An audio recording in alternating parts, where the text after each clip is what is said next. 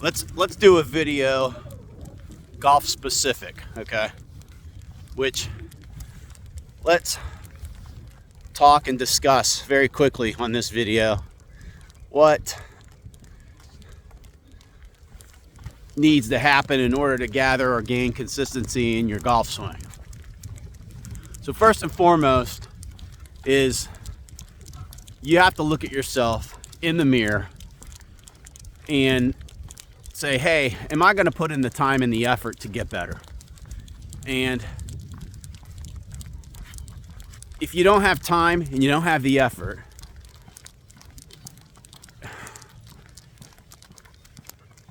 it's dependent upon how much time and how much you're willing to change for the better.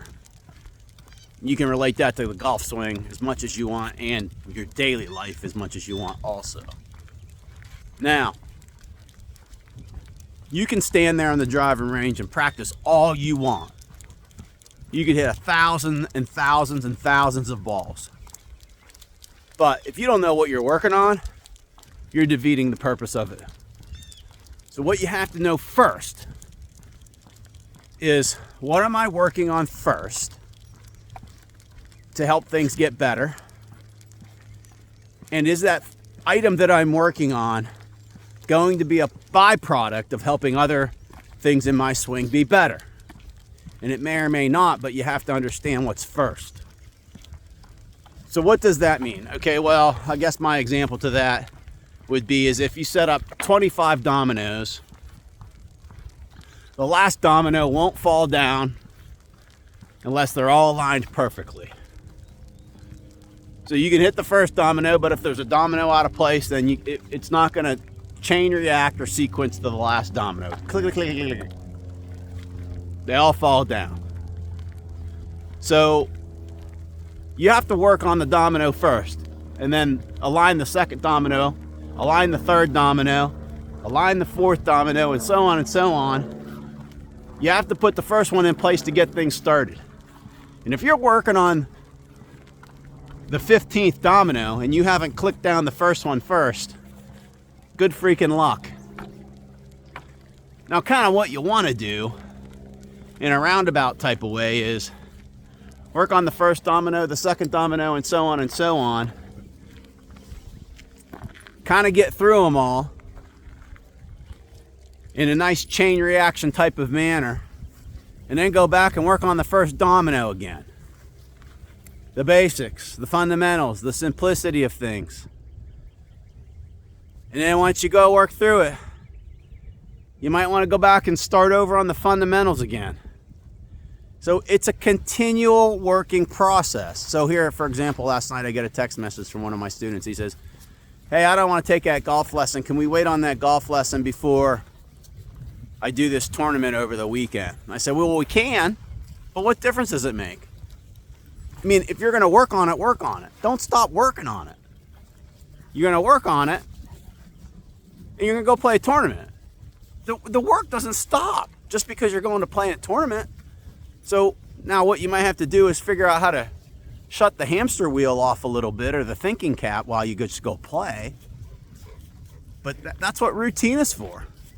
So you make a routine so that you can be repeatable whether you're playing or practicing. You see, I mean, these stories with talking through golf are absolutely 100% endless. It goes from one category to the next, one category to the next. It's how we find these ways to balance all this stuff. But you have to start working somewhere, then you have to put in the time. And if you can't put in the time, then you have to do as much time as you can. So for those that, especially the junior golfers, that's why working with junior golf, working with anyone's great, but working with junior golf, because they don't have other things in life that get in the way. They can focus on a couple things, because typically mom and dad most of the time are paying their bills. They have a house over their head, and all they have to worry about is what sport they're working on or what class to try to get an A in. And they don't have a lot of things other than maybe a handful of focal points that they get to worry about, because mom and dad have to go to work, pay the bills, and do all that. So that's kind of the way I was when I was a kid. I was lucky. I mean, I did work. I had my own jobs and made money so that I could do more things or buy my own golf clubs and get my own golf balls and do things like that. But when you only have time to yourself to focus on it, that's when you want to put in the most effort. The most effort of getting better. The most time is collaborated, because in those early years, you can really get a lot done.